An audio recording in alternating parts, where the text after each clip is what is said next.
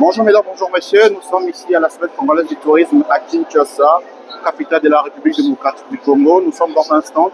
Ce stand est destiné donc à l'Office national du tourisme. Nous sommes venus rencontrer un des responsables donc, de cet office pour échanger un peu avec lui autour donc, de ces grands événements ici dans la capitale congolaise qui a réuni depuis le 26 novembre dernier plusieurs acteurs de ce secteur qui sont venus même d'ailleurs. Alors, je vais rapidement le recevoir, il est avec moi ici. Bonjour. Bonjour. Comment allez-vous, monsieur Alain Bokosso? Très bien, très bien, très bien. Donc, vous êtes directeur au sein de l'Office national du tourisme. Bien sûr, je m'occupe des études, planification et développement touristique. Alors, nous sommes venus vous voir, justement, dans ce stand, pour nous dire un peu ce que vous faites exactement ici, au sein de cette grande, je peux dire, grande activité touristique de notre pays. Donc, la semaine congolaise du tourisme. Qu'est-ce que fait l'ONT? L'Office national du tourisme est ici, dans la semaine congolaise du tourisme, parce que l'Office national du tourisme, c'est les conseillers attitrés du gouvernement congolais en matière de promotion et de développement du tourisme.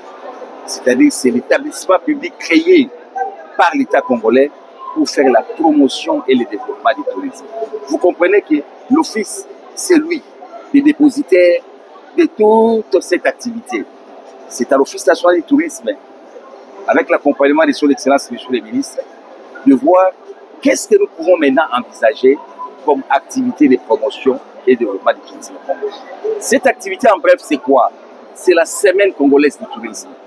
La semaine congolaise du tourisme, c'est une activité, un concept que nous avions voulu mettre à la disposition du public pour que tout le monde soit sensibilisé sur la portée ou la nécessité du tourisme en tant que pilier de diversification de l'économie. Pour que tout le monde comprenne qu'avec le tourisme, le Congo peut créer des richesses. Pour que tout le monde comprenne aussi que le tourisme, c'est un secteur clé de l'économie de notre pays. Si nous gardons ça pour nous-mêmes, personne ne comprendra.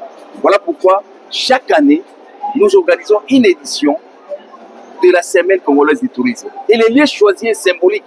Nous avions choisi le palais du peuple. Où nous sommes d'ailleurs. Où nous sommes, pour permettre maintenant au peuple, à la population, aux décideurs. Ici, il y a des décideurs, il y a des députés qui sont ici, des sénateurs, qui représentent la population. Donc nous sommes venus là où se trouve la population et ses décideurs pour que chacun, en ce qui les concerne, puisse s'approprier de la chose touristique, puisse comprendre que chaque province de la République démocratique du Congo, c'est une destination touristique. Chaque territoire de la République démocratique du Congo, c'est une destination touristique. Nous avons 145 territoires, donc pour le Congo, nous avons 145 destinations touristiques que nous devons promouvoir. Alors, voilà pourquoi nous avions organisé cette activité en collaboration avec le ministère du Tourisme et les autres partenaires qui nous ont aidés à faire ça. Et nous sommes ici juste pour cette activité. Monsieur Bokosso, nous sommes à la 4e édition de cette semaine congolaise du tourisme.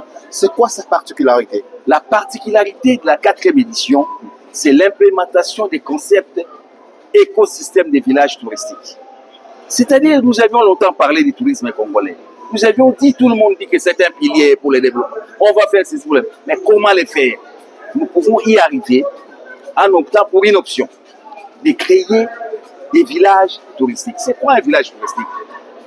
C'est un écosystème où, lorsqu'il y a une activité touristique, il y a toute une chaîne de valeurs qui se crée autour de cette activité. Notamment, il y a des magasins qui vont se créer, des hôpitaux, des centres de formation. Vous avez suivi, le ministre a fait les diagrammes qu'on appelle aujourd'hui les diagrammes du ministre Mpambia. C'est ça.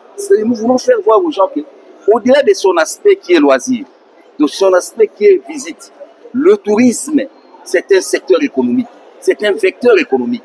Donc le concept écosystème des villages touristiques qui est entré dans la 4e édition est là pour nous faire prendre conscience que si dans chaque territoire, au moins, nous avons un village touristique bien structuré, que nous allons créer 145 chaînes de valeur autour du tourisme. Mais nous avons remarqué justement par rapport à ces diagrammes, là, ministre Mpambia, il y a plusieurs secteurs qui entrent en compte. Le tourisme implique plusieurs secteurs de la vie. Exactement. C'est-à-dire on ne peut pas parler du tourisme sans parler des autres secteurs.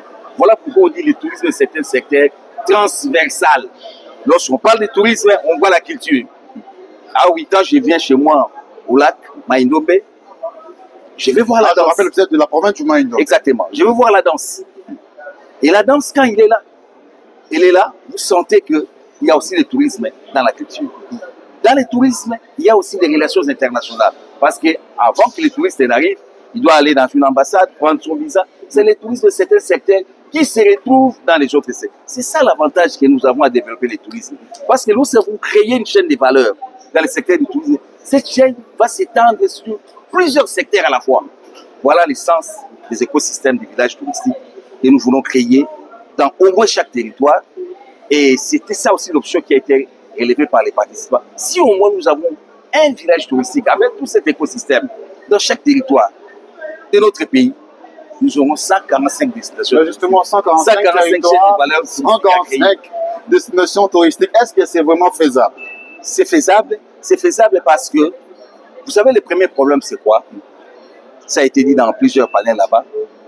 Le tourisme n'a pas été pris en compte dans la stratégie de développement de notre pays. C'est-à-dire, lorsque nous élaborons les programmes de développement de notre pays, des fois, nous mettons le tourisme à côté. Cette fois-ci, avec la 4e édition, tout le monde a pris conscience. Il y a même un panéliste qui a dit que le tourisme doit se retrouver dans chaque réforme que nous sommes en train de faire. Souvenez-vous, on a fait la réforme de l'éducation avec le système LMD. Un grand pays touristique comme le Congo, il n'y a pas des éléments touristiques à l'intérieur. Les universités du tourisme aura quelle forme? Quel format? Tu vois un peu. Lorsque nous prenons par exemple la réforme de notre diplomatie, mais qu'est-ce que nous allons mettre en ce qui concerne les conditions d'obtention des visas? Parce que nous sommes un pays touristique, un pays que tout le monde veut visiter. Voilà pourquoi je suis en train de me dire que tout ça, c'est possible si et seulement si nous prenons le tourisme comme élément, comme facteur intégrateur dans chaque politique que nous sommes en train d'élaborer dans les pays. Et vous allez voir qu'au moins, d'ailleurs, les écosystèmes du village touristique, c'est un pas. Nous avons déjà le programme PDL 145 territoires, qui est une porte qui nous ouvre déjà. Mais regardez, dans ces programmes, on n'a pas mis les aspects du tourisme dans ces programmes. Voilà pourquoi, avec cette édition, nous avons vu comment même le responsable justement de ces programmes, voilà pourquoi, qui sont venus notamment pour nous expliquer un peu ça. Nous avions compris maintenant que dans la mise en œuvre des territoires qui restent, la donne touristique doit être prise en compte. Parce que nous sommes un pays touristique. Est-ce que le tourisme est vraiment mis en valeur en République démocratique du Congo? Oui, le tourisme est mis en valeur parce que, oui, dans les temps, il n'y en avait pas. Mais maintenant, on a changé beaucoup de choses. Nous avons toute une loi sur le secteur du tourisme. Vous allez visiter les stands, vous allez voir là, on a même mis un exemplaire de la loi là pour que vous puissiez lire. Vous avez la politique nationale avec le ministre Saint-Pambia. Et avec l'accompagnement de l'Office national du tourisme, nous avons la politique nationale du tourisme. Mais on dirait qu'il y a un nouveau vent qui souffle. Exactement. Au ministère du tourisme depuis l'avènement. Quand vous me posez la question, est-ce que le tourisme est pris en compte? Mais regardez seulement ce qui s'est fait, vous allez comprendre que tout est en train de bouger dans un sens nouveau, dans un sens aussi très positif. Parce qu'après la politique nationale du tourisme, nous aurons maintenant un plan national de développement du tourisme. Et chaque province aura un plan provincial de développement du tourisme. Toujours grâce au ministre Didier Pambia. Exactement, c'est prévu dans sa feuille de route et puis dans tout ce qu'il est en train de faire. Alors, nous allons... Et l'Office national du tourisme est là en tant que structure technique. L'avantage du ministre, c'est ce que nous venons de dire, il s'appuie sur ces structures techniques. Est-ce que l'ONT vraiment est répandue sur toute l'étendue du territoire national?